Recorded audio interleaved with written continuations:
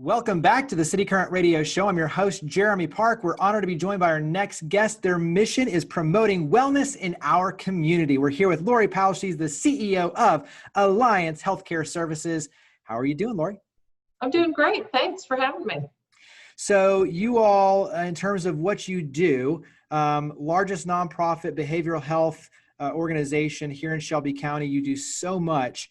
But give us a little bit of history lesson. We'll start with the history and then we'll dive into all the good you do. Sure.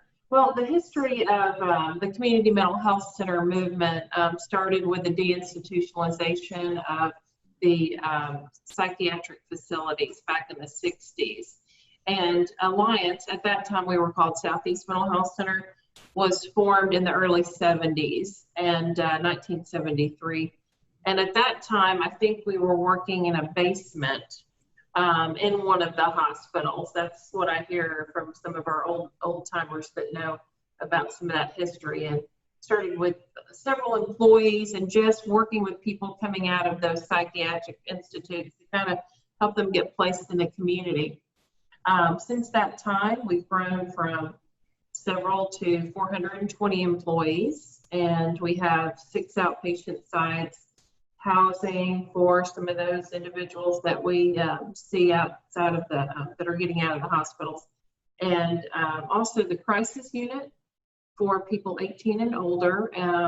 Diversion from jail is one of our passionate, more recent grants that we received for those who need treatment, not incarceration, and a medical detox unit for those that are addicted to opiates and alcohol. So we do a large range of things and lots of grants for people that need intensive outpatient treatment, and serving those with trauma as well. Talk about what that means for your team, because obviously when you look at the counseling services, intervention, detox, a lot of specialization is needed. So talk about your team. Right. We've got a really great group of clinical leaders, psychiatrists that are board certified. One of our more recent hires is an addiction specialist, Dr. Bill Brook.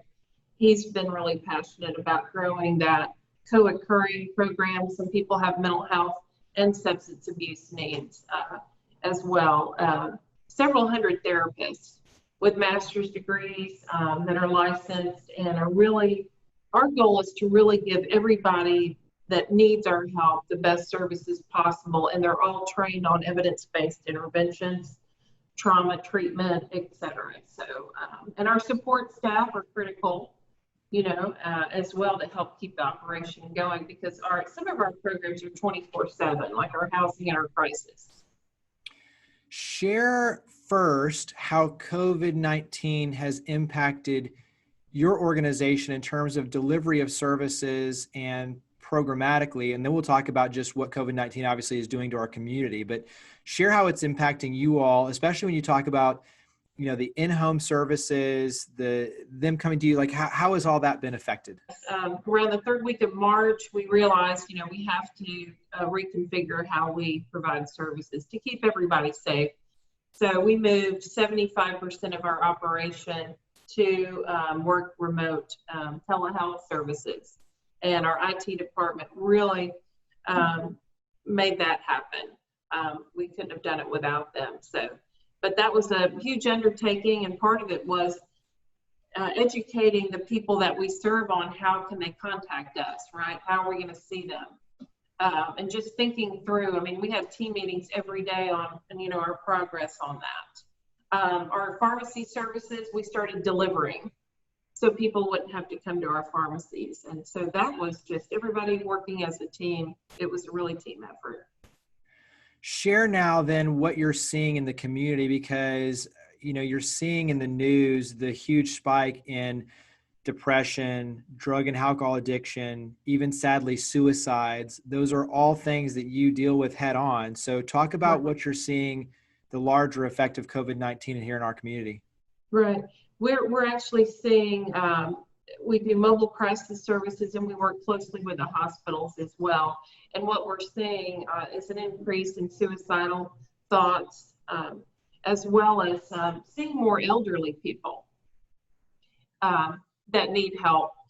And so that's new. Even though we've served everybody from any age, we've seen an increase in people over 65 that are feeling isolated and lonely from their family members. And we're actually serving more people than we did this time last year. More people seeking our services, approximately 500 more. We just did a analysis of our data, and so that's 500 more unique people, as well as more people seeking services for a medical detox. And I'm really concerned about the uninsured that need our services. We have a waiting list now for our detox services that's pretty significant, since we're the only ones that have the detox beds. That's detoxing from alcohol, opiates. We're the ones that have we have 4 uninsured beds for detox. So that's a real huge need right now. Yeah, and I think that's something that you and I were talking off mic a while back about, just having some of your team members come on and really dive in deep to what's going on and preventative measures, tips, bits of advice, things that we all can take. Give me something that you've learned through this process on your end as CEO. What's something that you've learned going through this process, like you said, of having to pivot, engage your team in new ways, come up with solutions, looking at obviously what's going on in the community? What's maybe 1 or 2 things that you've learned in this process that you think, okay, this is how it's changed us, hopefully for the better? I'm going to say just the first thing that comes to mind is really checking in with your staff on a regular basis. Not that I didn't send out notifications to staff, but I mean really checking in with them. How are you doing? And reminding them to work on their self-care, and that we care about them, and we just want to help them stay well emotionally as they're treating all of the patients that need our help, right? Because in a pandemic, you just want to make sure that a lot of the people that I've talked to, employees, they said they're really so glad that we're staying in close contact with them regularly. That's their supervisors and team meetings, weekly Microsoft Teams or Zoom meetings with all of our staff. So just checking in with them. And then the other thing is that I feel like is great, positive thing, is that the community's talking more about mental health and addiction. And what can we do, to seek help? And I think that's going to help reduce the stigma of just trying to seek help.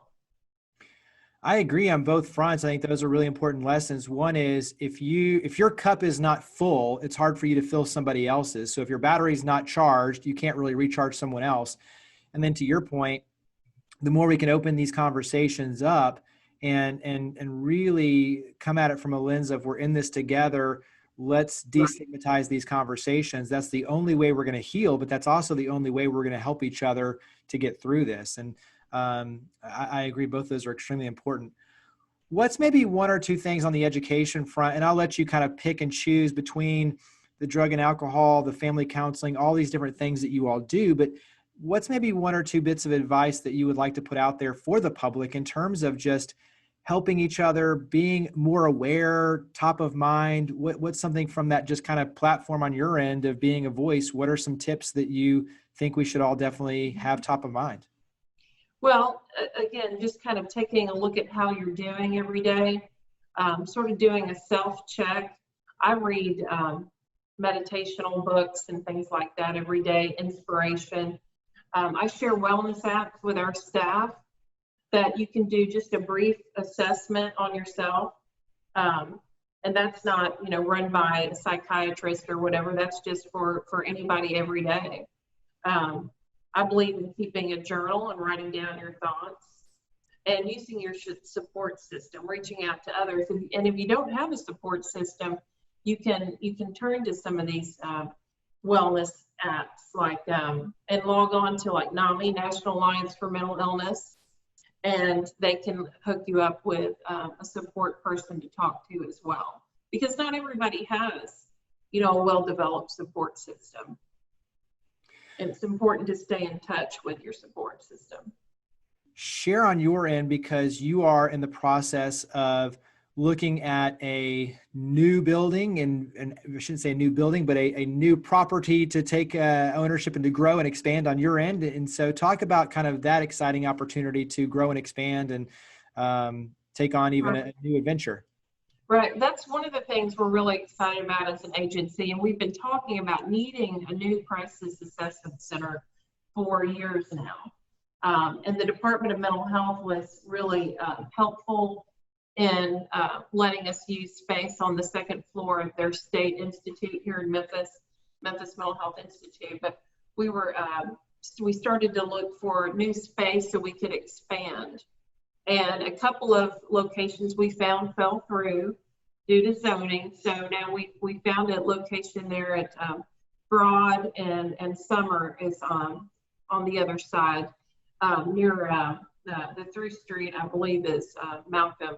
But it's there off of Broad and Summer, and it's 3 acres. And we're going to be able to kind of build a state-of-the-art crisis assessment center that's really going to be focused on wellness in that community. People can walk in that need help, and we're thinking around 40,000 square feet, which would more than double the size where we are, because we serve around 15,000 individuals just through our crisis system alone. And that's, mobile crisis, medical detox, diversion from jail services. We divert probably 600 to 700 a month just from incarceration. That's a great partnership we have with the city and county to do that really good work. And so we're excited. We have around 200 people that work out of our crisis center. So it's a large operation. And the next phase is just to kind of hear from the community. I've talked to some of the people, Summer Avenue Merchant Association, some of the others around there that have reached out to me. And I think the community is pretty excited about, having something like that there. Absolutely. Share how we can help. So how can we help, obviously, with the new location and that sort of building up, both in terms of financially, but also obviously physically? And then how can we help in general? Well, I would say for that location, once we pass through, we get through the community support, and then we get the final approval from the city council. Once I think, we'll move forward with all of that. We'll be doing a community fundraiser, and so there'll be more to come on that. You'll be able to see that on our website at alliance-hs.org, and just moving forward with that. So I'm excited about it, and I think the community really needs a state-of-the-art crisis center, that will serve anybody regardless of insurance. I think that's critical to say right now. And so, but that's 18 and over for that. Share throughout the year, because obviously you are a nonprofit, so fundraising throughout the year to underwrite your services is extremely important. So talk about just that side of it and how we can help in general throughout the year. And I'll tell you, fundraising is new for us. So I became CEO 2 years ago. So that's something that we're still working on. But we do have, and we just put it up on our website that I mentioned to you. You can donate to our agency through the PayPal that's on our website. And we did have a annual fundraiser planned for May. That was going to be our first big fundraiser, and we had all the speakers lined up. And then, of course, we had to cancel. So I've been looking at some virtual fundraisers and things like that, just to kind of learn about that. But hopefully when COVID-19 and we can have, in-person sessions again, we'll plan, our next big in-person thing to coincide, I hope, with Mental Health Month, which is in May. Share, you mentioned the website, but you also have a phone number that's a hotline. So talk about the ways to reach out, access your resources, and obviously connect in with you all. Sure. It's our general number to call is 901-369-1410, and they can access, setting up an intake and getting in with any of our locations. And we hope that telehealth will continue, because that does seem to be a convenient way to provide services. It's really done better than we thought. A lot of people have talked about telehealth and how do you do behavioral health via, a computer screen. But I think a lot of families and individuals have really enjoyed not having to leave their house and drive to a facility. So that's real important. The other number to give you is our 24-hour crisis line. That's 901-577-9400. And they can walk into that facility as well 24/7, which right now is located at 951 Court on the second floor of MMHI, Memphis Mental Health Institute. So, but yes, we're proud of our mission, promoting wellness in our community, and we just continue to expand on that in partnerships with UT, with their behavioral health, and Christ Community, Church Health, Baptist Hospital. We have a great partnership with Baptist, and so we just really want to continue to meet the need in our community. Well, Laurie Powell, CEO, Alliance Healthcare Services, thank you for all you and your team do. Greatly appreciate it. Thank you for coming on the show. Thanks for having me.